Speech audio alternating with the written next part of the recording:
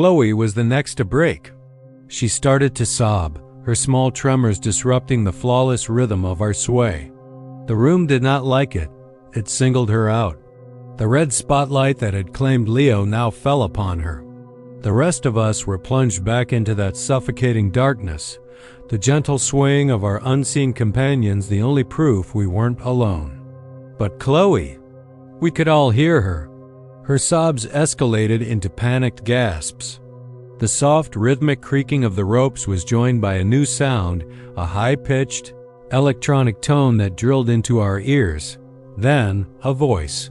It wasn't human. It was synthesized, cold, and devoid of any emotion, echoing from the ceiling itself. "Performance review," it announced. Subject Chloe. Synchronization failure. A penalty is required to restore harmony. Chloe's sobs turned to screams.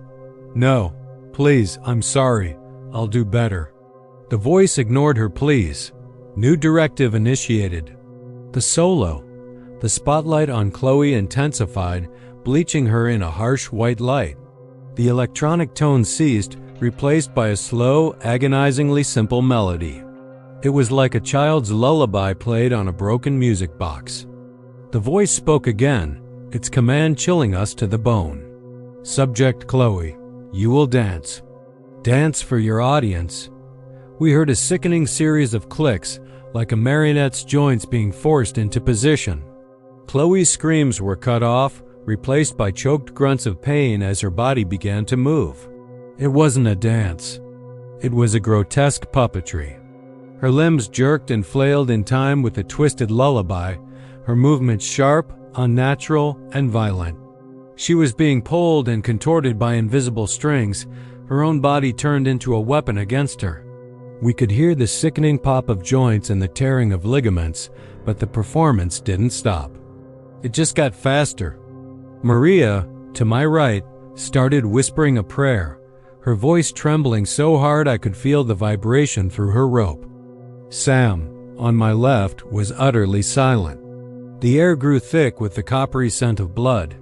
Chloe's pain noises faded, replaced by wet gurgling sounds. And still, her body danced in that merciless spotlight, a frantic broken ballet conducted by a malevolent, unseen hand. Then, as suddenly as it began, the music stopped. The spotlight on Chloe snapped off. Silence returned, deeper and more profound than before. We swayed in the dark, listening, waiting. We didn't hear a thud. We didn't hear anything. It was as if she had simply been erased from existence. The duet. The main lights flickered back on, revealing the three of us left. Maria, Sam, and me. The nooses where Leo and Chloe had been hung were now empty, swaying gently as if nothing had ever happened. The supported partner will be granted a period of rest. The supporting partner will bear their weight. Synchronization must be maintained. Failure to choose in 30 seconds will result in a default pairing and immediate penalty. A timer, a series of harsh beeps, began to count down from the ceiling. Panic flared in my chest. Choose? How could we choose? Maria was already weeping silently, her face a mask of terror. Sam's eyes were wide, darting between me and Maria. This was the entity's new game, to turn us against each other, to make us complicit in our own suffering.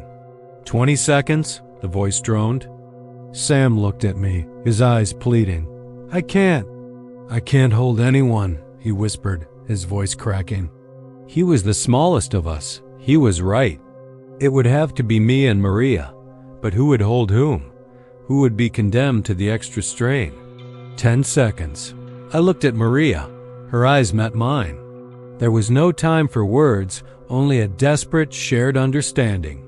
This room wasn't just killing us. It was dismantling us, piece by piece, forcing us to make impossible choices in a performance that had no end. I gave a slight nod. I would take the weight. 5 seconds. Before I could say anything, the voice cut through the tension. Time expired. A partner has been chosen for you. A new spotlight, a sickly green, illuminated Sam.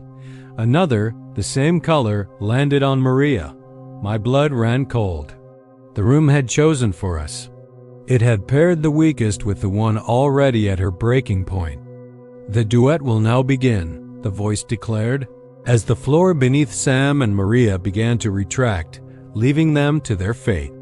And I was left to watch, alone in the dim light, swaying to a rhythm that now felt like a funeral march.